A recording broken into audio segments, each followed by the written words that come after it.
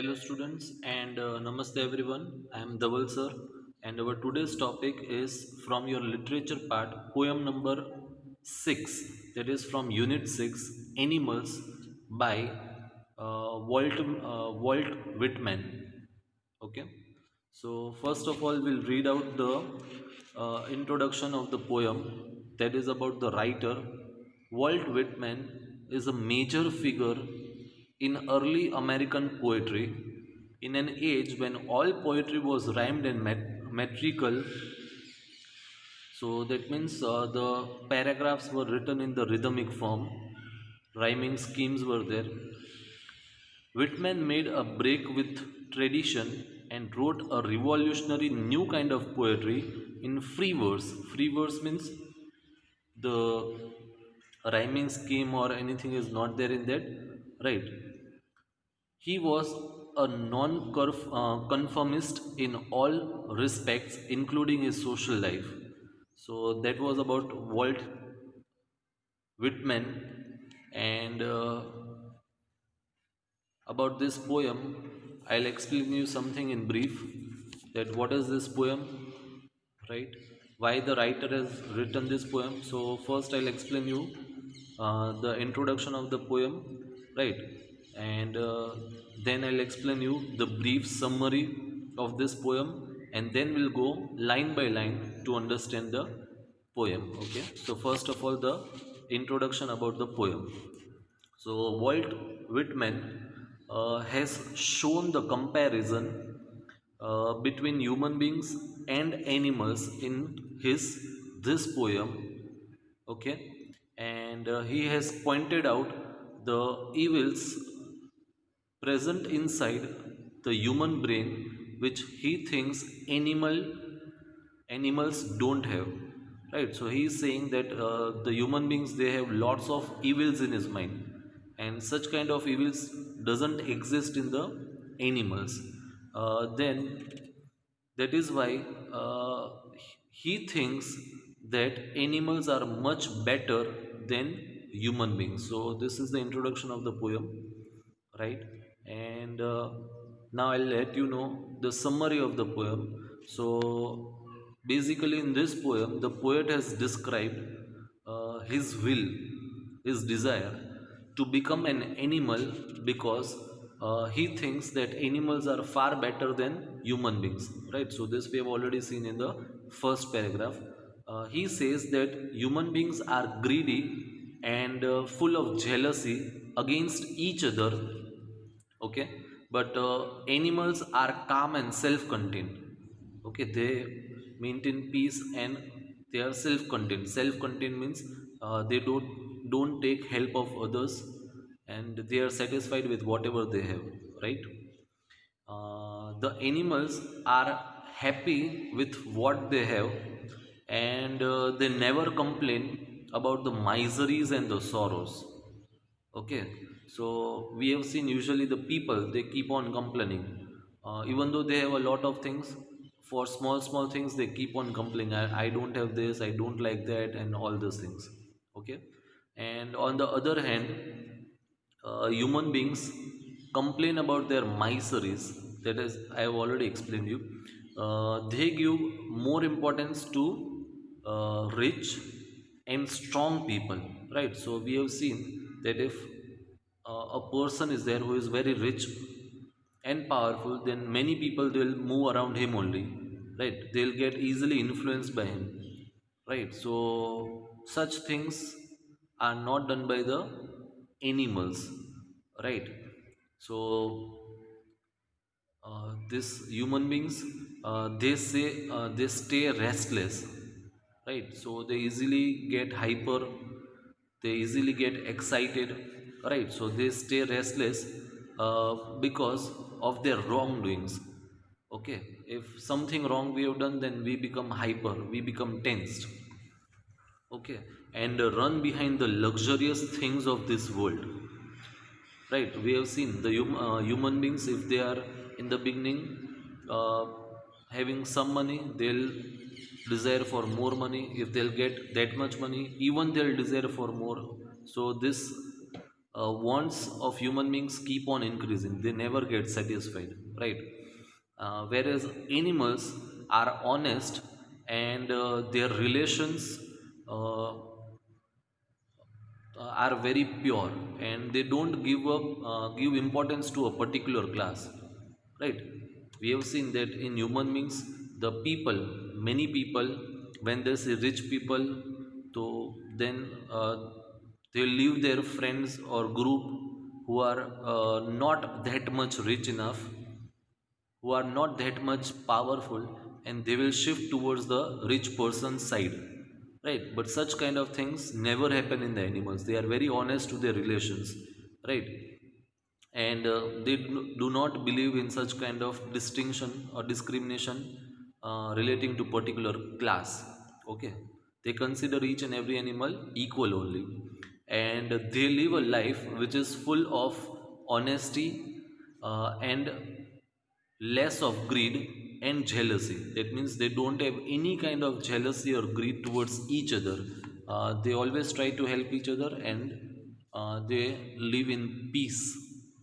Okay, so now that's it about the summary of the poem. Now I'll try to explain you the poem, that is line by line and word by word. Okay, I think I could turn and live with animals. So here, as I already explained you, that here the poet describes his desire to turn himself into animal. He wants to become animal. Why he wants to become animal? The reason is given. They are so placid and self-contained. So placid means what, right? So placid means not easily upset or excited, and self-contained. So self-contained, I have already explained. Those who do not require any help of others or support from anyone. Okay, I stand and look at them long and long. Right. So here the poet is saying that he observes the human beings as well as the animals. Right. And when from long time he is watching the animals and is trying to compare human beings with the animals. They do not sweat and whine about their condition. Right. So usually we use the word sweat with hard work.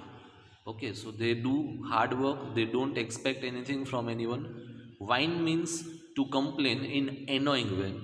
Okay, so the animals, they do not complain to anyone. So they do not sweat and whine about their condition. They do not lie awake in the dark and weep for their sins. So sins means wrongdoings. Okay, and we have seen that we human beings do a lot of mistakes in our life, knowingly or unknowingly, and then we keep on worrying about those mistakes done by us. They do not make me sick discussing their duty to God, because we human beings usually what we do, as I said, that many a times we know something what we are doing is wrong, many a times we don't know. Then after, we always keep on complaining and we always keep on worrying. Then that means how, what will God do? Means I'll get punished from the God and all these things, right? So by listening to this, if a person who is really concerned and worried that if he'll do something wrong, then even he'll get something wrong from the God, means he'll not be uh, left in a situation which will be good. So that is to be understood, right? Then too, if we keep on doing wrong things and we keep on complaining and discussing these things, then that makes the poet sick. That means he doesn't like it at all. Not one is dissatisfied, not one is demented with the mania of owing things. Right? So, not one is dissatisfied. That means all the animals, they are satisfied with whatever they have. Not one is demented with the mania. Demented means not able to think clearly, or they are not crazy with the mania of owing things. Mania of owing things means, mania means madness. So usually we human beings are mad behind the things, worldly pleasures. I want this and I want that. If we are having a bike, then we want car. If we are having car, then we want luxurious car, right? So our demands and wants keep on wanting, means it keeps on increasing and increasing. We are mad behind things, but such thing is not there with the animals. Not one kneels to another, nor to his kind that lived thousands of years ago. Right? So here he is trying to say not one kneels to another. That means the animals they consider each and everyone equal. Usually we have seen that many people who are not that much rich enough, they'll kneel down. That means they will surrender themselves to the rich people. That means what the rich person will say they will do or keep on doing those things only to make himself, means they want to prove that he is very good enough to that person, and so he'll always do the favors and the things which the rich person says, not to his kind that lived thousands of years ago. That means he is saying whatever or whoever the person is, but animals they consider each and everyone to be equal. Not one is respectable or unhappy over the whole earth. Not one is respectable. That means the respect should be given to each and everyone, not to a single person or few persons. Okay, or unhappy over the whole earth. So they show their relations to me and I accept them. So here the writer is saying or trying to say that the animals they are very honest in their relations, and therefore he likes the animals and he wants to become like animal. They bring me tokens of myself. They evince them plainly in their possession. Okay, so they bring me tokens of myself. Tokens means something that is a symbol of feeling. Okay, they evince them plainly in their possessions. Okay, I wonder where they got those tokens. Did I pass that way huge times ago and negligently drop them? Right, so again, the poet is wondering that how is it possible that these animals they give so much respect, love and care to each and everyone, right?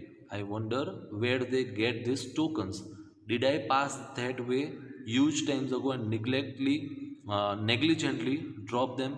That means he is wondering that usually we human beings expect that if the opposite person gives us love, care, respect, then only will give such kind of things to them. But animals don't think like that in any manner, right? So that is what the poet is wondering in the last few lines. Okay, so here the poem gets over, and I end my explanation over here, and I thank you everyone for watching my video.